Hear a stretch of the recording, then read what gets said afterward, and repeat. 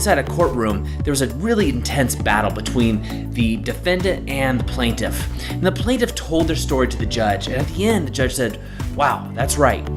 And then the defendant went up, and the defendant told their heartwarming story as well, and the judge said, "Wow, that's right." Then all of a sudden, the clerk looked at the judge and said, "Your Honor, they both can't be right." The Honor looked at the clerk and said, "Well, that's right." The point of the story is whatever you're focused on in the moment is right. And so choose to focus on those items in your day, in your day-to-day moment, in your now, that actually serves you to your higher purpose, that allows you to become the author of your own story. Choose your right. So what if everybody was watching you? Act as if everybody is watching. Now the idea behind that is, what if you lived your life as if people were recording you? You are your own reality show. And I can watch what you're doing right here, right now in this moment. More importantly, I can watch what you're doing right after you listen or watch what I'm talking about. Are you taking action, right? Are you living your life to the fullest? Or are you just making excuses, sleeping in, not doing the workout that you said you were gonna do last night? The spotlight effect. Well, each time when you go into a social situation or you're thinking about making a big decision, what naturally occurs to most of us is what's called the spotlight effect. That's where we think that everybody is looking on us. They're looking at us and they're concentrating on the things that we're doing and the ways that we're behaving. When the truth is, this is just a way that you limit yourself from actually achieving your potential. Remember, everybody is thinking something similar, so they're actually not focused on you at all. Knowledge isn't power. Really, it's action and knowledge combined together that gives you power. Knowledge itself is potential power.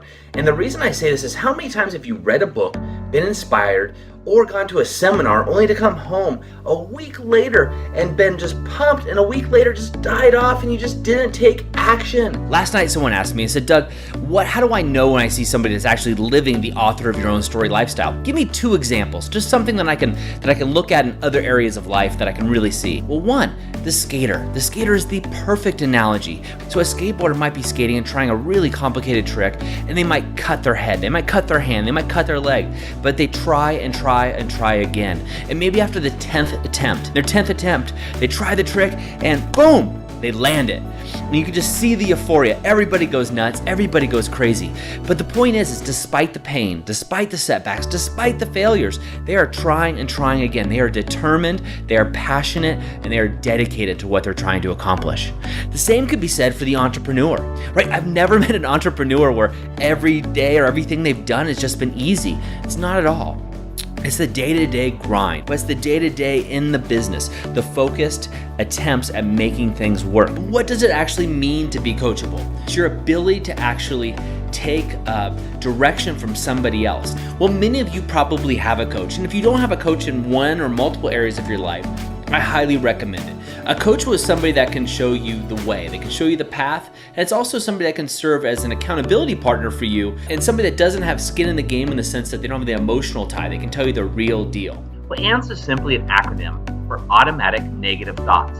Now, these are the thoughts that go on in our heads subconsciously when we're driving, taking a shower, or having a conversation with somebody. Then all of a sudden, you start remembering things from the past, or you start thinking things, well, Jesus, this person, I'm not smart enough, I'm not good enough, I'm not rich enough, whatever it may be. It's as soon as you recognize an AYS or an automatic negative thought, I want you to count to 5 backwards. So you have a thought come up and you go 5, 4, 3, 2, 1, and then replace that negative thought with something that's better, something that serves you. I was having a conversation with a business owner, and they were telling me, "Doug, man, sometimes it's just so tough. Running a business and running a family, it's just so difficult. I wish it was easier."